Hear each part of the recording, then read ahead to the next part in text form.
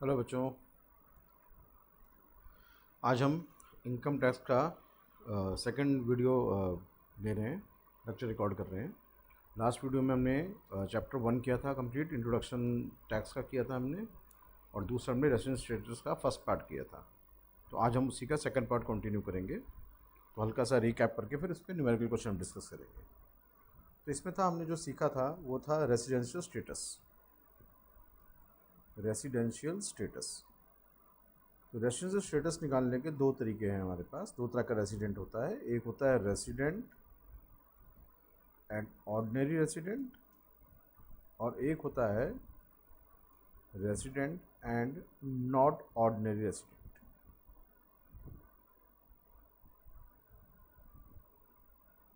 और एक और होता है नॉन रेसिडेंट।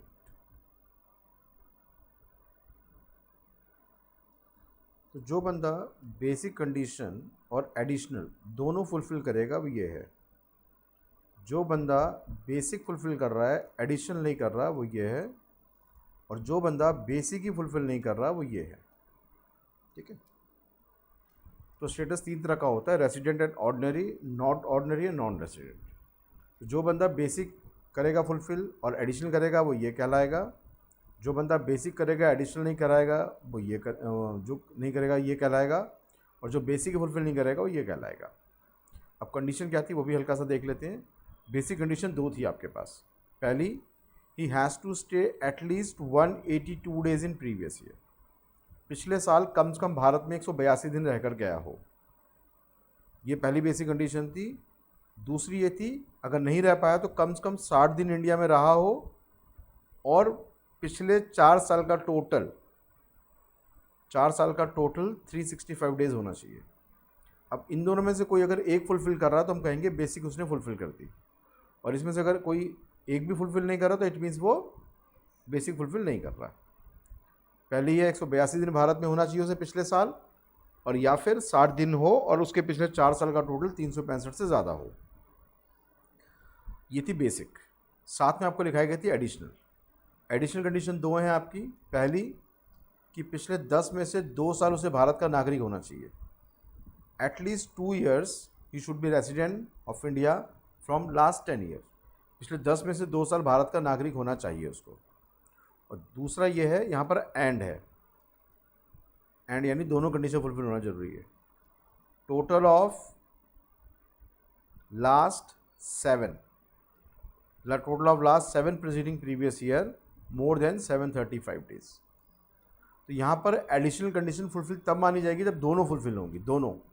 कोई एक से काम नहीं चलेगा। लेकिन बेसिक में और है बीच में, इन दोनों में से कोई भी एक फुलफिल करेगा तो हम कहेंगे बेसिक फुलफिल हो गई। एडिशनल का दोनों होना ज़रूरी है, बेसिक का कोई एक होना ज़रूरी है। ये मैंने आपको लास्ट क्लास में बताया था। इसके साथ एक और छोटा सा नोट लिखवाया था मैंने, कि कोई भी बंदा अगर इंडिया छोड़ के जा रहा है जॉब के लिए, जॉब या एम्प्लॉयमेंट के लिए इंडिया छोड़ के जा रहा है, तो उस केस में ये वाली कंडीशन लागू नहीं होती। सिर्फ एक ही बेसिक कंडीशन होती है, 182 डेज वाली। अगर कोई बंदा जॉब छोड़ के जा रहा है इंडिया के लिए, तो उसका मतलब उस केस में 182 वाली कंडीशन ही लागू होगी, 60 दिन वाली कंडीशन लागू नहीं होगी। और या फिर वो इंडियन ओरिजिन का साबित हो जाता है, उस केस में भी 60 दिन वाली कंडीशन लागू नहीं होगी। इंडियन ओरिजिन का हम उसको मानते हैं जिसके पेरेंट्स या ग्रैंड पेरेंट्स 1947 से पहले वाले इंडिया में पैदा हुए हैं, तो वो इंडियन ओरिजिन का माना जाता है। ठीक है, क्लियर? चलिए अब हम डिस्कस करेंगे असाइनमेंट। एक में डिस्कस कर रहा हूँ आपके साथ आज। ये असाइनमेंट पहले हम शेयर कर लेते हैं, खोल लेते हैं असाइनमेंट पहले। डाउनलोड,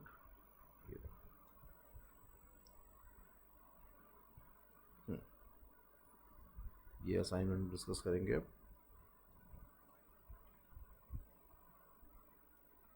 तो असाइनमेंट दिख रहा है आप लोगों को?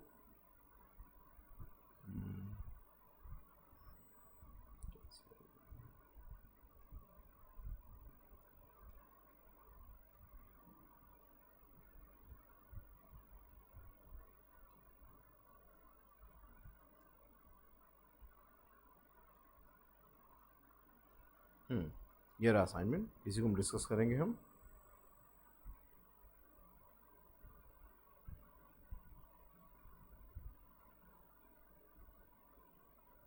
चलिए शुरू करते हैं।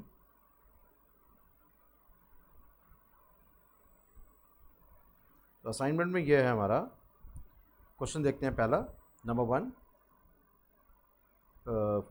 X left in India first time on 11/2013। April 11 2013 को इंडिया छोड़ के गया। During the financial year 14 and 15, financial हमारा 14-15 है। He came to India on October 2 अक्टूबर को आया है 45 डेज़ के लिए। Determine the residential status for the assessment year 15-16। यहाँ पर असेसमेंट ईयर जो है हमारा वो 15-16 है। अब हमें सबसे पहले ये देखना है कि 15-16 का असेसमेंट ईयर 15-16 बोल रहा है तो प्रीवियस ईयर क्या होगा। इसका प्रीवियस ईयर होगा 14-15। अब 14-15 में देखिए कितने दिन इंडिया में था वो आया था 11 अप्रैल 2013 को और 2 अक्टूबर को छोड़ के गया है। 45 दिन के लिए आया था। अब 45 दिन के लिए आया तो आप देखें यहाँ पर 182 वाली कंडीशन फुलफिल नहीं हो रही, ना ही 60 दिन वाली हो रही है, ना बेसिक फुलफिल हो रही है, ना यहाँ पे एडिशनल हो रही है। तो बेसिक दो थी, दोनों में से कोई भी बेसिक फुलफिल नहीं कर रहा। तो सिंपल इसका आंसर लिखेंगे आप, mister x comes to India only for 45 days in the previous year, that's he does not satisfy the basic condition, he is a non resident of India. ठीक है, सबको आया समझ में। यहाँ पर आप देखें इंडिया में केवल वो 45 दिन के लिए आया है, तो 45 दिन आने से उसकी कोई भी बेसिक कंडीशन फुलफिल नहीं हो रही, इसलिए यहाँ पर क्या है वो नॉन रेसिडेंट। चलिए उसका सेकंड क्वेश्चन देखते हैं। X born in Chennai 1993, later on he migrated to Canada in June 2008, came to citizenship for country with effect from 26 December 2013. His parents were born in Bengal in 1960, but his grandparents were born in India 1946. 1946 आ गया, इसका मतलब ये बंदा Indian origin का है। अभी बंदा Indian origin का है तो हमें क्या ध्यान रखना होगा कि 60 दिन वाली कंडीशन लागू नहीं होगी यहाँ पर। अगर 182 होगा तो हम उसे रेसिडेंट बोलेंगे, 182 नहीं होगा तो सीधे हम उसे नॉन रेसिडेंट बोलेंगे। अब देखिए यहाँ पे कितने दिन इंडिया में रह के गया। During the calendar year he comes to India for 2014-15, a visit for 150 days. 150 days के लिए आया है ये 2014-15 में, और हमें बोल रहा है calculate the status for the assessment year 15-16। अब ध्यान दें, अगर 15-16 की हम बात करें तो 15-16 का प्रीवियस ईयर क्या होगा 14-15, और 14-15 में केवल वो 150 डेज़ के लिए आया है। तो यहाँ पर 60 से तो ज़्यादा है, लेकिन क्योंकि वो इंडियन ओरिजिन का है तो इसलिए इसका आंसर भी क्या होगा, ही is a non resident because it doesn't fulfil basic condition of 182 days. यहाँ पर 60 डेज़ वाली फुलफिल हो रही है, लेकिन 60 हम अप्लाई नहीं कर सकते। क्यों अप्लाई नहीं कर सकते? क्योंकि वो उसके पेरेंट्स जो हैं इंडियन ओरिजिन के हैं, इंडिया में बॉर्न हुए थे। ग्रैंड पेरेंट्स के इंडिया में बॉर्न होने से का मतलब कि वो इंडियन ओरिजिन का हो गया, और जो इंडियन ओरिजिन का हो जाता है उस केस में 60 डेज़ वाली कंडीशन लागू नहीं होती। क्लियर? चलिए आगे बढ़ते हैं, एक और क्वेश्चन देखते हैं। P3, x comes to India for the first time on April 25, 2012 for 240 days. During the previous year 13-14, he was in India only for 130 days. During the previous year 14-15, he was in India for 60 days, 20 days in Chennai, 40 days in Nasik. Determine the residential status for the assessment year 2015 and 16. अब हम इसका 15-16 assessment year बोल रहा है। आपको पता है assessment year में बोलते हैं हमेशा प्रीवियस पे चेक करते हैं। एक्स फॉरेन सिटीज़न का है, इसके पेरेंट्स बॉर्न हुए थे पाकिस्तान में, फिर कराची 1968 में, और बॉर्न इन कनाडा 1945, यानी ये इंडियन ओरिजिन का नहीं है। अब इंडियन ओरिजिन का नहीं है तो 60 दिन वाली कंडीशन हम यहाँ पर अप्लाई कर सकते हैं। अब देखें वो 14-15 में 60 दिन इंडिया में रह के गया है। अब ये चेक करिए क्या इसके प्रीवियस 4 साल का टोटल 365 दिन है। तो आप देखें 2013-14 में 240 दिन था, 2012 में 240 दिन था, और 2013-14 में 130 दिन। 130 और 240 कितना हुआ 370 दिन, यानी बेसिक कंडीशन फुलफ़िल कर दी इसने। यहाँ पर बेसिक फुलफ़िल कर रहा है भाई, लास्ट ईयर 60 दिन था और उसके पिछले 4 साल का टोटल 365 है, यानी बेसिक भी फुलफ़िल हो गई। अब एडिशनल चेक करनी है हमें, क्या 10 में से 2 साल रेजिडेंट है इंडिया का? नहीं है, सिर्फ 1 साल है, तो यानी एडिशनल फुलफ़िल नहीं हो रही यहाँ पर। एडिशन अगर एक भी नहीं होती तो आगे आपको चेक करने की ज़रूरत है कि दूसरी वाली हुई या नहीं हुई, क्योंकि एडिशन का दोनों होना ज़रूरी है। अगर कोई भी एक एडिशनल कंडीशन फुलफिल नहीं हो रही, इट मीन्स एडिशन नहीं हो रही फुलफिल। तो इसका आंसर ये होगा, mister x is a resident but not ordinary resident of India because he fulfil only basic condition, it doesn't fulfil additional condition. ठीक है, तो इस तरह से बेटा आपको चेक करना है कि कितने दिन रहा, कितने दिन नहीं रहा, क्या रहा। ठीक है, ये मैंने 3 क्वेश्चन डिस्कस कर दिए हैं, इसमें आगे 5-6 क्वेश्चन और हैं। ये मैं पीडीएफ आपके साथ शेयर कर दूंगा, आप इसको डिस्कस कर लें, इसको देख लें, कोई डाउट है तो आप मुझसे पूछ सकते हैं। मेरा मोबाइल नंबर मैं आपको फिर बता देता हूँ एक बार, आप उसको नोट कर लें, 9811419806, 9811419806। आप व्हाट्सएप या कॉल या मैसेज करके आप मुझसे कोई भी क्वेरी या डाउट हो तो आप पूछ सकते हैं। ठीक है, चलिए अब हम इस चैप्टर का सेकंड टॉपिक ले रहे हैं जिसका नाम है incidence of tax. Incidence of tax, incidence of tax. तो कैसे होगा है?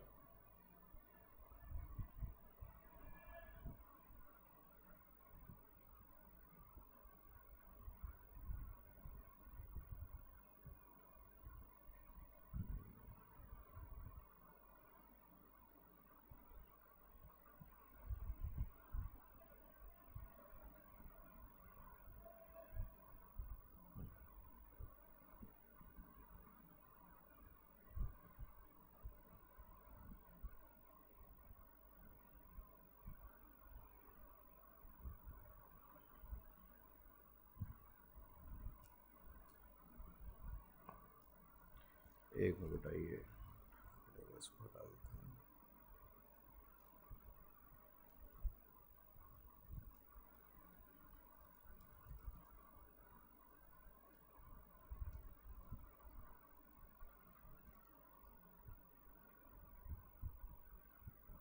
अच्छा, ये नहीं आता, एक मिनट। हम्म,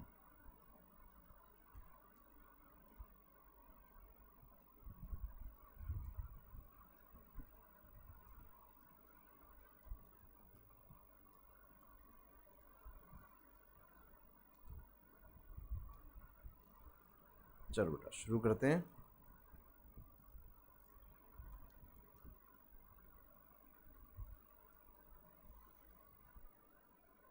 हाँ जी, लेट्स स्टार्ट। और नया टॉपिक ले रहे हैं हम लोग। दूसरा टॉपिक का नाम है incidence of tax. Incidence of tax यानी कि कौन सी इनकम पे कौन सा बंदा टैक्स देगा, कौन सा बंदा टैक्स नहीं देगा। इसके लिए हमें इस तरह से बनाना है, कॉपी में फॉर्मेट बनाइए बेटा।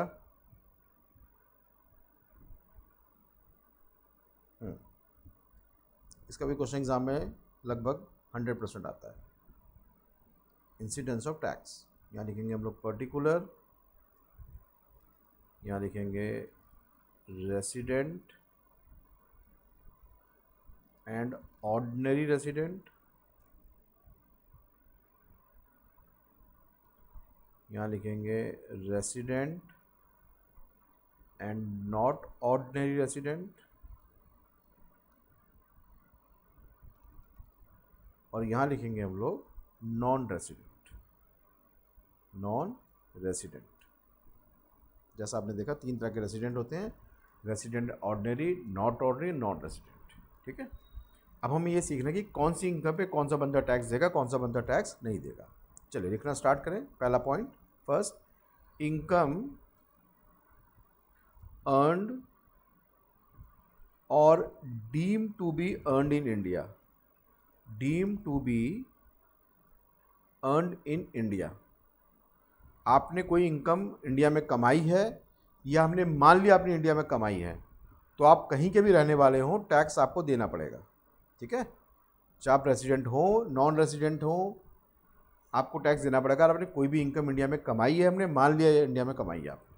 ठीक है, नेक्स्ट, इनकम रिसीव्ड और deemed to be received in India, deemed to be received in India. अगर आपने कोई भी इनकम इंडिया में रिसीव की है या हमने मान लिया आपने इंडिया में रिसीव की है, तो भी आप कहीं के भी रहने वाले हो टैक्स आपको देना पड़ेगा। ठीक, ये दोनों केसेस में टैक्स देना कंपलसरी है। Next, income received earned outside India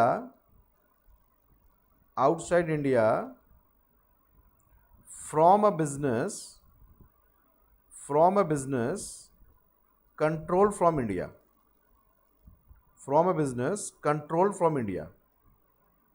आपने भारत के बाहर रिसीव किया, भारत के बाहर कमाया, लेकिन जो बिजनेस का जो कंट्रोल है वो इंडिया से है, तो उस केस में रेसिडेंट एंड ऑर्डिनरी और नॉट ऑर्डिनरी दोनों टैक्स देंगे, नॉन रेसिडेंट टैक्स नहीं देगा।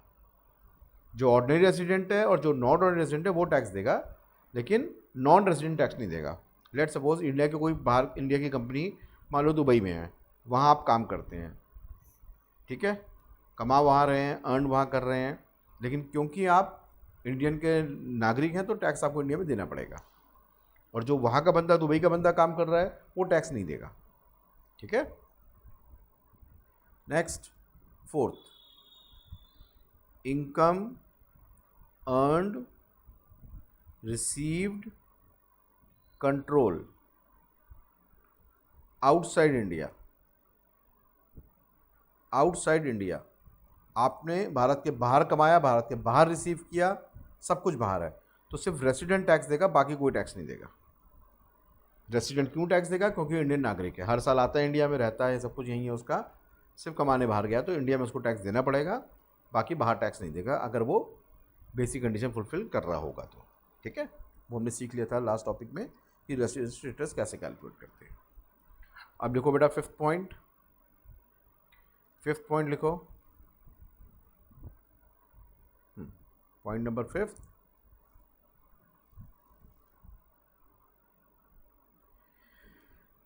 income earned earlier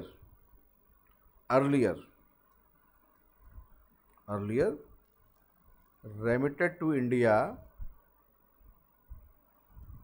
in previous year। मतलब हमने इनकम कमाई है, पहले कमाई है, पुरानी इनकम है, इस साल इंडिया में उसको रेमिट कर रहे हैं, तो remittance is not a income. आप किसी को पैसा एक बैंक से दूसरे बैंक में ट्रांसफ़र करते हो, उसमें कोई वो इनकम नहीं होती। ठीक है, तो रेमिटेंस का तो कोई फ़र्क पड़ता नहीं कभी, ये बात हमेशा ध्यान रखना। हमारा जो फोकस होता है सिर्फ इस पे होता है, अर्न और रिसीव पे होता है। अर्न कहाँ किया हमने, रिसीव कहाँ किया, उस पर हमारा सारा फोकस होता है। एक मिनट बेटा होल्ड करना। हाँ जी सर, नमस्कार। बात करें कि IDFC बैंक के बिहाफ से। थैंक यू मैडम, नहीं चाहिए। हाँ, तो income earned earlier remitted to India in previous year, तो इस पर कोई टैक्स नहीं देगा। क्यों नहीं देगा? क्योंकि वो इस साल की इनकम ही नहीं है, इस साल की इनकम ही नहीं, अर्लियर पहले कमाया था हमने। जो हमारा 22-23 चल रहा है, 21-22 की इनकम ही नहीं है, वो उससे पहले की इनकम है, तो इसमें कोई टैक्स नहीं लगेगा, nil. Number 6, income from agriculture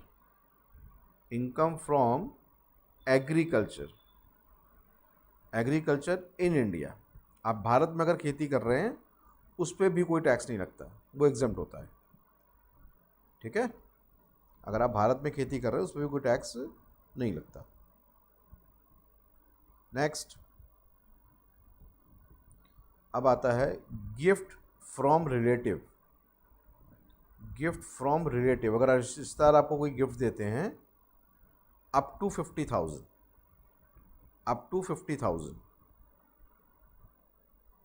exempt होता है। Gift from relative up to 50,000 नहीं, गिफ्ट फ्रॉम रिलेटिव ये एग्जम्प्ट होता है। Gift from other than relative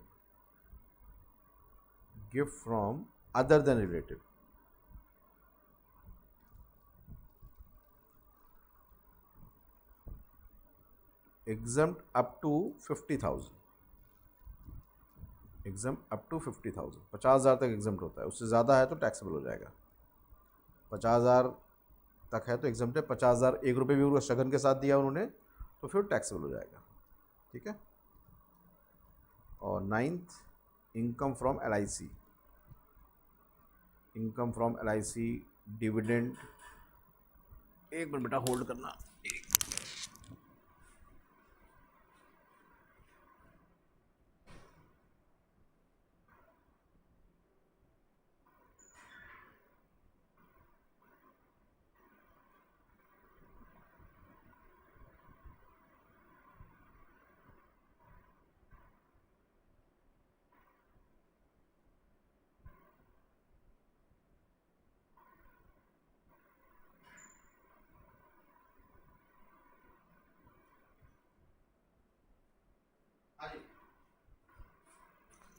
तो बेटा dividend from Indian company fully exempt. अगर डिविडेंड फ्रॉम इंडियन कंपनी से आता है एग्जाम्प्ट होता है, क्योंकि डिविडेंड पे ऑलरेडी कंपनी ने टैक्स जमा करा दिया होता है, तो आपको टैक्स देने की ज़रूरत नहीं होती, वो एग्जाम्प्ट होता है। Last point, amount receive from LIC, amount receive from LIC, अगर LIC कोई पैसा आपको दे रही है वो भी एग्जाम्प्ट होता है। ठीक है, LIC से कोई पैसा इंश्योरेंस वगैरह का मिल रहा है, क्लेम मिल रहा है, तो एग्जाम्प्ट होता है वो। ठीक है, तो ये है टोटल आपका जो आपको याद रखना है। नोट कर लिया होगा, उम्मीद करता हूँ आपने साथ साथ। ठीक है, तो इसमें मोटा मोटा ये ध्यान रखना है आपने, कोई भी इनकम अगर आप इंडिया में अर्न कर रहे हैं या deem to be earn in India है तो आपको टैक्स देना पड़ेगा। रिसीव्ड इंडिया में है या deem to be received India तो टैक्स आपको देना पड़ेगा। Income received earn outside India from a business control from India तो आपको रेसिडेंट और ऑर्डिनरी टैक्स देंगे, नॉन रेसिडेंट टैक्स नहीं देगा। और अगर आप सब कुछ भारत के बाहर कर रहे हैं, अर्न रिसीव कंट्रोल भारत के बाहर है, तो सिर्फ रेसिडेंट टैक्स देगा, बाकी कोई टैक्स नहीं देगा।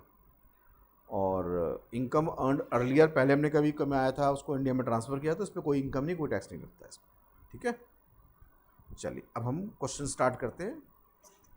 आइए, वही PDF जो हमने भी डिस्कस किया था उसी को मैं एक बार आगे फिर शेयर कर रहा हूँ, डिस्कस करते हैं उसे हम। PDF पहले खोलना पड़ेगा।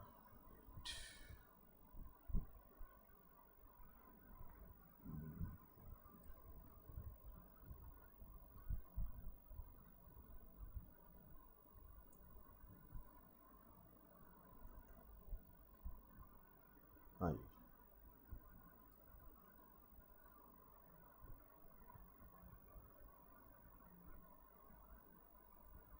चलिए इसको शेयर करते हैं पहले।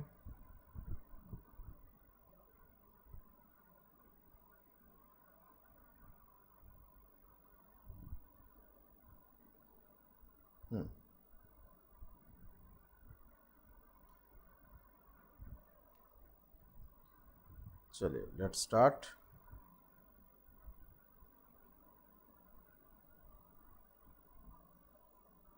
हाँ जी, क्वेश्चन इस टाइप से होगा आपका। अब इसको हमें सॉल्व करना है, तो पहले आप क्या करेंगे, इस तरह से फॉर्मेट बनाएंगे, 3 कॉलम बनाएंगे। पहले में लिखेंगे पर्टिकुलर, दूसरे में लिखेंगे रेसिडेंट एंड ऑर्डिनरी, फिर रेसिडेंट एंड नॉट ऑर्डिनरी, और फिर तीसरे में लिखेंगे नॉन रेसिडेंट। चलिए पहला पॉइंट है rent from property in Delhi received in India. अब बताओ, रेंट फ्रॉम प्रॉपर्टी इन दिल्ली, दिल्ली कहाँ है, इंडिया में है, तो ये हो गया इनकम अर्न इन इंडिया। अब रिसीव चाहे USA में करे, कहीं भी करे, कोई फ़र्क नहीं पड़ता, ये तीनों में आएगा। तीनों में हम लिख देंगे 80,000 80,000 80,000, तीनों कॉलम में लिख देंगे। लिखिए, पहला लाइन फॉर्मेट बना लिया, लिखो rent receive from property in Delhi receive in USA, तीनों में लिख दो 80,000 80,000 80,000। ठीक है, जहाँ हमने टिक मारा था वहाँ पे टिक मारने की जगह अमाउंट लिखेंगे हम लोग 80,000 80,000 80,000। तो हमेशा ध्यान रखना, कोई भी इनकम अगर अर्नड या रिसीव इंडिया में हो रही है तो टैक्स तीनों देंगे। अर्नड या रिसीव में से कोई भी चीज़ इंडिया में आ जाए तो आंख बंद करके तीनों में डाल दो, हल्की सी बू भी आ जाए तो भी डाल दो तीनों में, बस यही ध्यान रखना है आपको। ठीक है, अब जैसे ये दिल्ली में अर्न हुई है, रिसीव चाहे कहीं भी हो, तीनों टैक्स देंगे। Next, income from business in USA but control from Delhi. अब कंट्रोल वर्ड आ गया तो पहले 2 में आएगा ये 1,20,000 रेसिडेंट ऑर्डिनरी और नॉट ऑर्डिनरी, दोनों में बेटा 1,20,000 1,20,000 लिख दो, तीसरे में क्रॉस मार दो। याद है ना, कंट्रोल वाले में रूल लिखवाया था, कंट्रोल जब दिल्ली इंडिया से होता है तो पहले 2 में आता है। नेक्स्ट, अगला है income from business in Bangalore control from USA. अब बैंगलोर में बिजनेस हो रहा है, इसका मतलब अर्न कहाँ है? इंडिया में। कंट्रोल कहीं से भी हो, रिसीव कहीं भी करे, तीनों में आएगा। मैंने क्या बोला? अर्नड और रिसीव पे फोकस करना है। अगर अर्नड या रिसीव में से कोई भी चीज़ इंडिया में आएगी, तीनों को देना है, तीनों में आएगा वो। Next, rent from property in USA receive there but subsequently remitted to India. हमने property rent from property in USA से प्रॉपर्टी हमने रेंट रिसीव किया और बाद में इंडिया में ट्रांसफ़र कर दिया। मैंने कहा था रेमिट का कोई यूज़ नहीं होता, जो हमारा सारा फोकस होता है अर्नड और रिसीव पे होता है। तो अर्नड इन यूएसए है, रिसीव इन यूएसए है, देन सिर्फ फर्स्ट बंदा टैक्स देगा, बाकी कोई नहीं देगा। तो पहले वाले कॉलम में हम लिख देंगे 60,000, बाकी दोनों पे क्रॉस मार देंगे। Earned receive control outside India, सिर्फ फर्स्ट में आएगा। Next point, income from deposit with Indian bank Indian company receive in USA. अब सोचो इंडियन कंपनी में लगा रहा है तो पैसा अर्न कहाँ हुआ? इंडिया में। अर्न इंडिया में हुआ है, तीनों में टैक्स आएगा। ठीक है, यही चीज़ हमें ध्यान देनी है। अर्न या रिसीव में से अगर कोई भी चीज़ इंडिया में आ जाए तो तीनों में दिखाना है बेटा हमने। Next point, interest from deposit, ये तो हो गया। Next, profit from 2018-19 of the business USA remitted to 1920 not tax earlier. वही earlier, income earned earlier remitted to India in previous year. अब प्रीवियस ईयर में भेज रहा है, कोई फर्क नहीं पड़ेगा, हमारा फोकस सिर्फ अर्नड और रिसीव पे होता है। ये रेमिट कर रहा है, remittance is not a income, तीनों में क्रॉस मार दो, किसी में नहीं आएगा। Last, gift receive from his parents, parents gift दे रहे हैं तो 45,000 बेटा किसी में नहीं आएगा, एग्जाम्प्ट होगा। ठीक है, किसी में नहीं आएगा ये। इस तरह से क्वेश्चन आपने डिस्कस करने हैं बेटा इसमें। ठीक है, और देखो ये रहा एक क्वेश्चन और है हमारे पास, एक क्वेश्चन और है, वो भी डिस्कस कर लेते हैं। Next, interest from Indian company receive in London, interest from Indian company receive in London, तीनों में आएगा क्योंकि अर्न इन इंडिया है। Next, pension from farmer employer India receive in USA, ये भी तीनों में आएगा। क्यों भाई? अर्न इन इंडिया है, काम तो उसने इंडिया में किया था ना, रिटायरमेंट के बाद यूएसए चला गया, वहाँ रिसीव कर रहा है, लेकिन दे तो इंडियन गवर्नमेंट रही है, अर्न हुई ना इंडिया में, तो तीनों में टैक्स लगेगा। Profit earn from business in Paris which is control from India, अब कंट्रोल इंडिया से हो रहा है, हाफ रिसीव्ड इन इंडिया। तो भाई 1 लाख रुपए तो तीनों में डाल दो क्योंकि आधा इंडिया में रिसीव हुआ है, और जो बाकी 1 लाख बचा वो पहले 2 में आएगा। फिर से देख लो, उसने 2 लाख रुपए अर्न किए जिसमें से 1 लाख रुपए इंडिया में रिसीव किया, जो रिसीव इंडिया में हुआ तीनों में टैक्स आएगा। जो बाकी 1 लाख का बचा वो सिर्फ पहले 2 में आएगा, तीसरे में नहीं आएगा। Next, income from agriculture in Bhutan remitted to India, ये इंडिया की एग्रीकल्चर होती तो एग्जाम्प्ट होती, भूटान आपको पता है इंडिया का पार्ट नहीं है, तो भूटान में अर्न कर रहा है, सिर्फ फर्स्ट में आएगा, बाकी किसी में नहीं आएगा। अगर ये इंडिया की एग्रीकल्चर होती तो एग्जाम्प्ट होता, किसी में नहीं आता। ये भूटान की एग्रीकल्चर इनकम है, भूटान इंडिया का पार्ट नहीं है, सिर्फ फर्स्ट में आएगा, बाकी दोनों में क्रॉस लग जाएगा। Income from property in England receive there, सिर्फ फर्स्ट में आएगा 4 लाख रुपए, बाकी सब में नहीं आएगा। Past foreign income brought to India, पुरानी कोई इनकम थी इंडिया में ट्रांसफ़र कर रहे हैं, कोई नहीं आएगा, इस पर डैश डाल देंगे हम। Gift from money receive by X58 Y is a resident India 1,20,000, gift of money receive by X outside India from Y, Y कोई रिश्तेदार तो है नहीं इसका, ऐसा कुछ बताया नहीं उसने, तो ये receive by X outside India, बाहर रिसीव कर रहा है। Y is a resident of India, सिर्फ फर्स्ट में आएगा, सिर्फ फर्स्ट में आएगा। 50,000 से ज़्यादा है ये, तो gift from money by X outside India on 5th 2020 from Y, और रेसिडेंट Y जो है रेसिडेंट ऑफ इंडिया है, तो तीनों में टैक्स आ जाएगा। फिर ये तीनों में टैक्स आ जाएगा। ठीक है, तो ये है बेटा, इसके और भी असाइनमेंट है और क्वेश्चन हैं, मैं भेज रहा हूँ। ये मैंने क्या नाम है बुक का, गिरीश आहूजा में से फ़ोटो क्लिक की थी, वहाँ से शेयर किया था मैंने। अगर आपके पास बुक है आप बुक में से कर लें, जो डाउट शाउट हो, जो प्रॉब्लम हो, आप उसे व्हाट्सएप पे कॉल या मैसेज करके पूछ सकते हैं। ठीक है, बाकी बेटा चैनल को लाइक और सब्सक्राइब कर देना, बाकी और भी वीडियो आती रहेंगी, आपको अगर चाहिए हो तो आप मुझे कॉल या व्हाट्सएप करके मुझसे लिंक शेयर ले सकते हैं। ठीक है बेटा, चलो, थैंक यू।